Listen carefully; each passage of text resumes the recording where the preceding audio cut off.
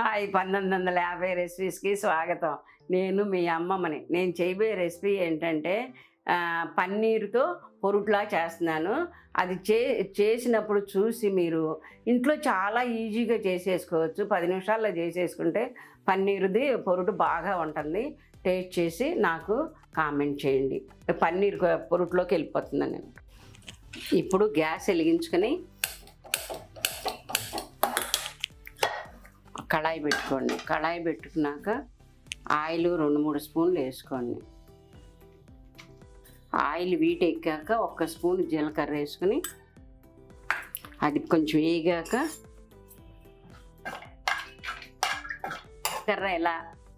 ఇప్పుడు జీలకర్ర ఎలా చెడపడమన్న తర్వాత 2 పచ్చిమిరపకాయల ముక్కలు కోసుకుని వేసుకోండి.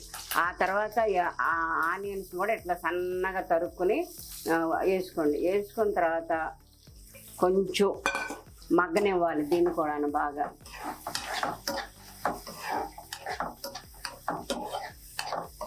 ఇది ఆనియన్స్ని ఎంత సన్నగా కోసుకుంటే అంత త్వరగా మగ్గుతుంది అనమాట. మీకు ఆ మగ్గితేనే కర్రీ చక్కగా గుజ్జు గుజ్జుగా బాగుంటుంది అనమాట. పురుట్లాగా బాగా పెద్ద పెద్ద ముక్కలు అనుకోండి మీకు అంత ఉల్లిపాయ ముక్కల్లాగానే కనిపిస్తుంది అనమాట. అది కనిపించకుండా ఇలా బాగా సన్నగా కోసుకోండి. ఇప్పుడు టేస్ట్కు సరిపోను ఉప్పు సాల్ట్ వేస్తున్నాను. సాల్ట్ మీ టేస్ట్ సరిపోను వేసుకోండి.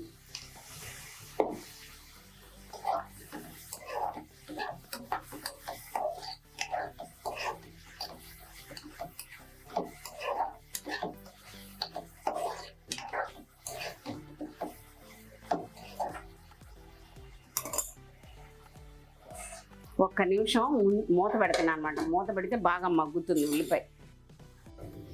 ఇప్పుడు ఆనియన్స్ మూత తీసి ఈ ఆనియన్స్ ఇలా మగ్గాక 2 టేబుల్ స్పూన్లు అల్లం వెల్లుల్లి పేస్ట్ వేసుకోండి.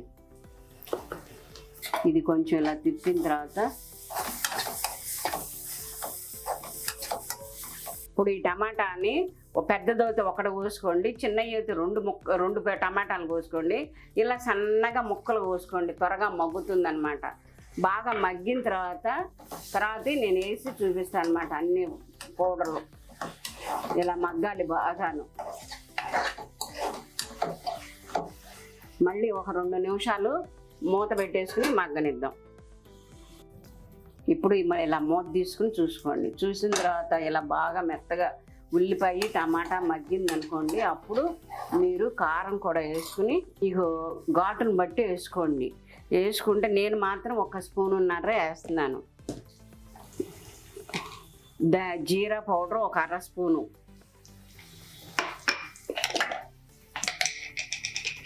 ధనియాల పొడి మాత్రం 2 స్పూన్లు వేసుకోండి.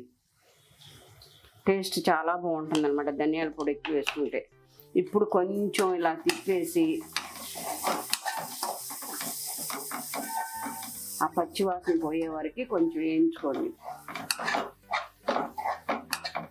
వేయించాక ఇందాక మనం పన్నీర్ని తురుము పెట్టుకున్నాం కదా, ఆ పన్నీర్ని ఇలా వేసేసుకోండి దా కర్రీలోకి. పన్నీర్ని ఇలా తురుముకోండి.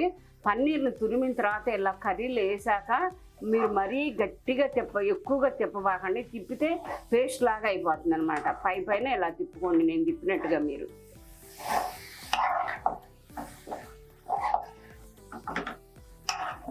శుద్ధగా వచ్చేస్తుంది ఇలా తిప్పితే గట్టిగా.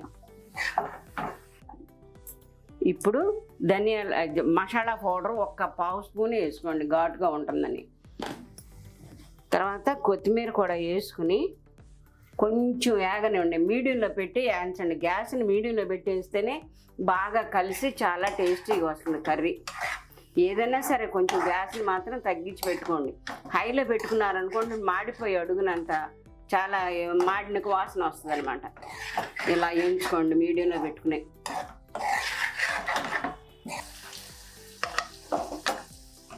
నేను సర్వింగ్ గిన్నెలోకి తీసుకుంటున్నాను.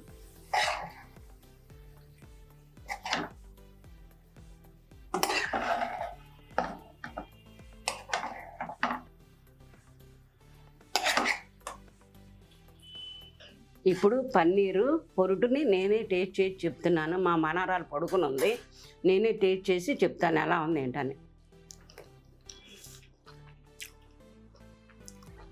చాలా చాలా బాగుంది. మీరు కూడా చేసుకుని నాకు కామెంట్ చేయండి. కామెంట్ చేస్తే నాకేంటన్నది తెలుస్తుంది. కామెంట్ చేశాక మీరు లైక్స్ కొట్టి నా వీడియోని షేర్ చేసుకోండి. మీరు కొత్తగా చూసేవాళ్ళు సబ్స్క్రైబ్ చేయలేదనుకోండి, సబ్స్క్రైబ్ని చేయండి.